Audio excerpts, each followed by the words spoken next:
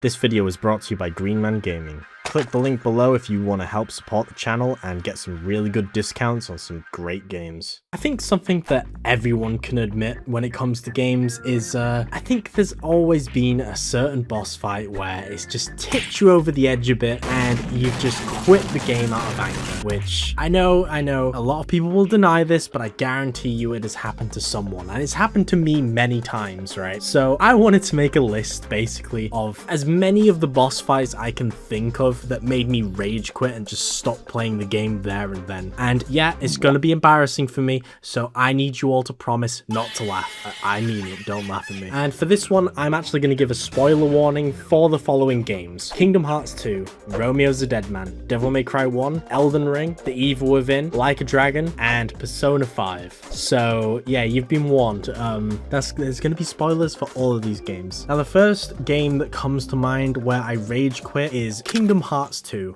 And the boss that made me rage quit in that game was Roxas. Now, in the beginning of Kingdom Hearts 2, you play as this blonde fella, and you do a bunch of boring, meaningless shit around a town. Kingdom Hearts 2 has a very slow opening that a lot of people defend, but I think it is incredibly boring, and if you go from Kingdom Hearts 1 to Kingdom Hearts 2, like any normal person would, you will be incredibly confused and completely lost, because the Kingdom Hearts story is a mess. But basically, Roxas is like a different version of the main character Sora from Kingdom Hearts 1, and when you do Roxas's section, he like fuses with Sora or some shit, and then you play as Sora for the rest of the game. But near the end, you get to this like really cool looking city, and you get ambushed by a hooded figure wielding a keyblade as well.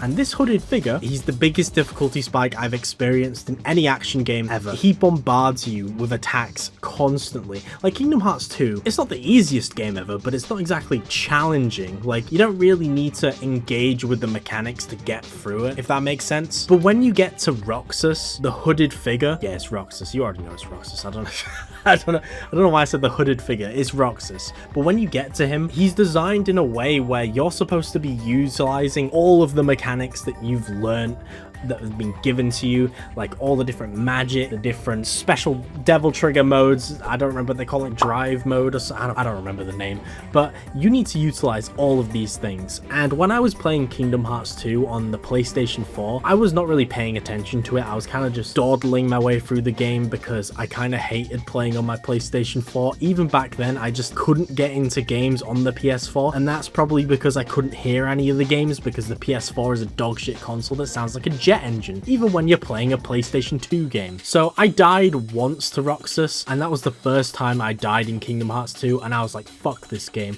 and I just turned it off, and I never played Kingdom Hearts 2 until it came to PC, like 7 years later. And I have beaten him now, and that motherfucker put me to the test. I struggled like hell against him, but I beat him, and it was tough, at least for me. I know a lot of Kingdom Hearts fans are probably like, oh, you struggled on Roxas, he was easy. It's like, fuck you, bro. I don't play the Kingdom Hearts games much, all right? I know it's a Disney kids game, but these games are tough. I don't know what Square Enix were doing, but they made the funny Mickey Mouse Darkness game tough. Now the next game that had a boss fight that made me rage quit is Romeo Is, Deadman. And that boss is actually the final boss. So if you were wondering what spoiler was regarding Romeo Is, Deadman, you've been warned now. I'll give you like 5 seconds to flee the scene or skip to a different chapter, because I'm going to be spoiling the final boss. I hope you're having a very nice day, everyone, by the way. While the timer ticks down, I'll just let that tick down a bit. Okay, so the final boss of Romeo Is, Deadman is called the last of the famous Intergalactic Naked. Not making that up. That is the name of it. It's a Suda51 game, what can I say? But this motherfucker is evil. I think he took me about 8 tries just to beat him, and I had to take a break because I rage quit midway through trying to fight him. Romeo Is, Deadman is not an easy game. Like, Suda51 games are usually not really that challenging. Even the first No More Heroes, like, yeah, there would be some moments where I'd die every now and then, but it still wasn't rage-inducing. But I don't know what he was snorting for Romeo Is, Deadman, because almost every single boss in this game really pushes you to your limit. Like, they do not hold back. They rush you, they bombard you with projectiles, they have moves where you need to dodge at a precise moment. I could go on. They're all really tough, and I think I died to every single one at least once. But the last of the famous Intergalactic Naked, this fucking fused spaceman looking bastard, he's a prick. He is an absolute prick. And that is because he basically acts like a Dark Souls boss where you need to wait until there's a specific opening to actually manage to hit the guy. Obviously you have your like special summons, the bastards, you can send them out to do a bit of chip damage to him or poison him, but it doesn't do much. And it really doesn't help that this guy has so many ranged attacks and so many screen wiping attacks that can borderline one-shot you if you're not prepared, and you're most likely not gonna be prepared because he's just really tough. He's just so hard. It doesn't help as well that his projectile attacks, you need to be precise with the dodging. Like he's got these blue orbs that he shoots at you, and you need to run in a specific angle in a specific direction, or else you're gonna be hit by at least one of them, and they do pretty big damage. He's a bastard. I don't like him, but I like Romeo as a Deadman, and when I beat him I felt a huge sense of relief. And there was this cutscene at the end of the game which was like an anime mech cutscene. I don't know what is up with Suda51, but I love his work. So yeah, the last of the famous Intergalactic Naked, you're a piece of shit, fuck you. Yeah, just fuck you. The next game I want to talk about that made me rage quit was Devil May Cry 1. And I think you know which boss this is. It's Phantom, the big lava spider. I think a lot of people can agree with me on this one actually. Phantom is basically the gatekeeper of Devil May Cry 1. He's the first boss you encounter in the game, and he's not an easy one. He is not easy at all. It's another case where if you haven't been learning the game's mechanics, you will die here. Like it is the biggest welcome to Devil May Cry 1, bitch, fuck you moment. And it's great. I love it. At least now I do. The first time I did it, I died multiple times and I rage quit, because when you die in Devil May Cry 1 and you don't have a gold orb, you need to redo the entire chapter again. And yeah, the chapters aren't very long, but you know, you gotta cross that fucking bridge that breaks, then you fight the floating skulls underwater just to get back to Phantom, who kills you in about 2 seconds with his big lava pillars. It doesn't help as well that to do actual good damage to him, you have to get right up into his face or jump onto his back. Obviously it's Devil May Cry, you know, once you learn the mechanics and you've gotten to grips with the game, it is pretty easy to an extent. Even on my replay, I still died to him, and for some reason the other encounters with him are way easier, and I think it's probably because where you fight him, because the first fight against him is in this enclosed room with these big pillars that kind of block your view a lot of the time. It's very frustrating. He's a piece of shit. I don't like him, but I also do like him at the same time. He's a silly little spider, and I would like a pet of him to put on my desk and stare at. He'd probably bite me. Fuck you, Phantom. I don't know what I'm talking about. I hate this guy. The next game I want to talk about is Elden Ring. Specifically Elden Ring Shadow of the Erd Tree. Now, you already know what this is. I'm talking about Consort Radahn here, and I'm talking about pre-patch Consort Radahn. Now, if I had a nickel for every time that I rage quit to a pre-patch version of Radahn, I would have 2 nickels. I don't really want to make this quote because you already know the quote, but it's happened twice, alright? Radahn in the base game, he took me so many attempts to beat, but I didn't rage quit against him. And after I beat him, just a few days after, he got patched, because I think the developers were like, oh, we might have overtuned him a bit, you know, the fact that his arrows that he shoots at you across the arena one-shot you.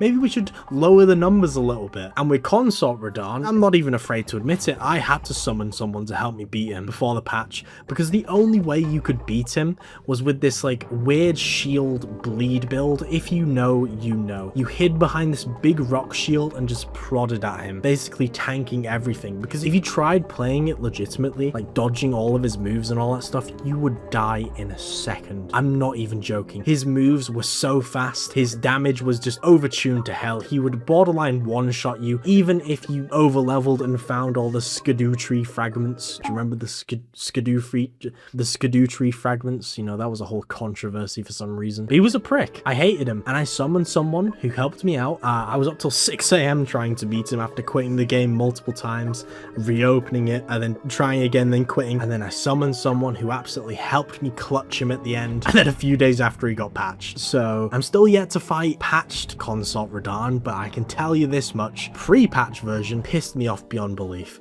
I fucking hated him, but I still did it. You know, I don't care what anyone says, summoning still counts. It's a mechanic in the game. Who gives a shit, right? I'm not gonna do Elden Rune level run builds like a madman. I'm too employed for that shit. Now the next game I want to talk about is The Evil Within.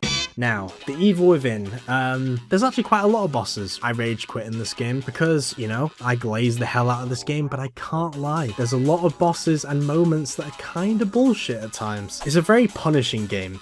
And I think the most punishing boss fight in the entire game is Laura, and that's specifically in chapter 10. That's mainly because you don't technically fight her. It's kind of like this cat and mouse chase where you need to keep running through and like doing these puzzles with the fire while she's crawling after you, and she can one-shot you. She can just grab you and smash your face in, and it's really tense, especially because Sebastian has the aim of just a blind man, because his reticle sways all the time, and sometimes even if it's dead on, it misses because I guess the RNG gods absolutely fucking hate you in STEM. It's a STEM glitch, that's what it is. It's just STEM glitching, not loading in the bullet properly, I guess. But you need to shoot these levers, and you can damage Laura if she's underneath these like fire spouts. I don't know the name of them. And when you get to the end, it's like this little rectangular room where you need to open up this fire gate where you can keep damaging her. And once you open up that gate, you run to a lift, you get this special cutscene where she tries getting Sebastian, and it's the last time you ever see her again because you cut her arms off because you make the lift go down. But, and this is the catch, you can kill her here, but it's tough, and it's only really possible if you manage to catch her in all the fire traps before. You get an achievement for it, you get a lot of loot for it, but it's not easy. Alright, and I think I tried doing this for the achievement, and I just quit and gave up and just ran to the lift on my first playthrough because I just couldn't do it. I don't think it helped that Laura scared me so much. She's freaky. She's terrifying. Honestly, I hate her. She's freaky ass design. But yeah, I love you, the evil within, but you know, you made me rage quit. I'm not going to talk about Akumu, by the way, because that doesn't count in this, because that is a gimmick mode, and if I counted that in this, it would be just everything in this video. I rage quit Akumu mode way too many times to count. Fuck that difficulty. The next game I want to talk about is Yakuza Like a Dragon, or specifically Yakuza 7, as a lot of people call it. This was the first turn-based Yakuza game, and it was kind of my first experience of playing a turn-based RPG that wasn't a Pokemon game at the time. I loved it. It is one of my favorite turn-based RPGs of all time, even though Infinite Wealth does have better gameplay. It holds a special place in my heart. What doesn't hold a special place in my heart is the Majima boss fight in chapter 12. Because this is the biggest artificial difficulty spike I have experienced in any JRPG. You can tell this was RGG's first attempt at making a turn-based JRPG, because this boss fight, like the jump in levels, around this time you're like level 30-ish. Majima's level 50, right? He can borderline one-shot you if you get to him. And it is kind of funny because the game kind of gives you a few hints like, there's this arena in Sotenbori, maybe you should grind a bit in here, you know, level up a bit before you go to the Yakuza headquarters. But no, obviously a lot of people don't do that because the story's so good in the game, you want to see what's going to happen. So you get to the Tojo clan headquarters, I think it's the Tojo clan, it might be the Omi Alliance, I don't know. It's one of the two. And then you encounter Majima, and you're like, oh shit, it's Majima, everyone loves Majima. And then it starts, the fight starts, level 50.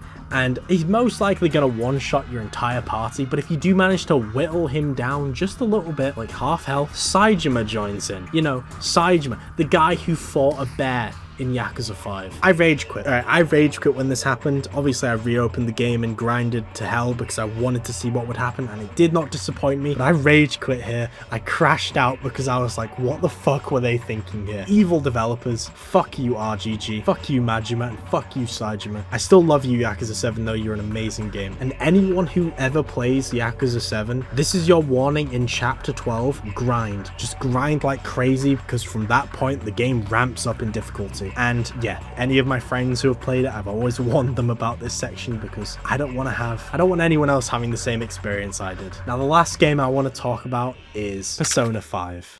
And you already know what boss this is. This is Akumura, right? It's not even really a boss fight. It's just a patience test at this point. And this is the royal version I'm talking about here. The original Persona 5 was supposedly worse, right? So the boss fight is you basically just need to take advantage of the weakness mechanic where you get extra turns, and it's just frustrating. It's just a test of patience, because if you slip up slightly or you don't have a specific elemental move, it just prolongs the fight even longer. And it doesn't help that there's a huge timer in the background that slowly ticking down. It did tick down when I first fought him, and that pissed me off beyond belief because it just took the absolute piss.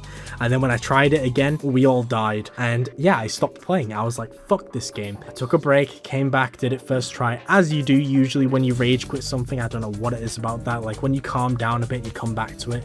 You just do it first try and you wonder why you were struggling. But yeah, Akuma's Palace as a whole, like in general, is just dog shit. It's like one of the lowest points in the game, at least in my opinion. I think that's pretty universal actually. Like the midpoint of Persona 5 is pretty rough. And yeah, this boss fight sucks. I wouldn't wish it upon my worst enemy. I know a lot of people are probably going to say skill issue, and you know what, fair. But I'm just being honest with you all. It made me rage quit. I'm not afraid to admit it. Fuck that boss fight though, genuinely. I fucking hate it. Thank you all so much for watching. Now, I would absolutely love to know what bosses that you rage quit against. Be honest in the comments, you know, I opened up here. There's gonna be some bosses that people find pissy easy, that really riled you up and pissed you off and made you rage quit. Don't be afraid to admit it. I'm not gonna judge you. You might get judged by other people in the comments, but I'm not gonna judge you. And it will probably make me feel a bit better about my choices as well. But yeah, thank you all so much for watching. I just want to give a huge shout out to Greenman Gaming. This is my go-to storefront to buy many games at incredible discounts. They also do bundles similar to Humble Bundle, and they currently have a bundle for a bunch of Lego games, including Lego Star Wars The Skywalker Saga. It's like $10 for like 8 games. You know, you can't really go wrong. Lego games are also very fun to 100%, so you know, click the link below if you want to check it out for yourself. And with that, I want to thank my Patreon supporters. I really appreciate you guys. You know, this channel wouldn't be possible without you. Same goes for the channel members. This channel just, you guys carry this channel. You guys keep me going, making these videos that I really enjoy making, just chatting into a microphone, saying absolute stupid stuff and having really dumb takes that piss people off. But I love doing it. I love doing it. And I really appreciate the fact that you guys love watching me do it. So yeah, thank you all so much for watching, and I will see you all in the next video.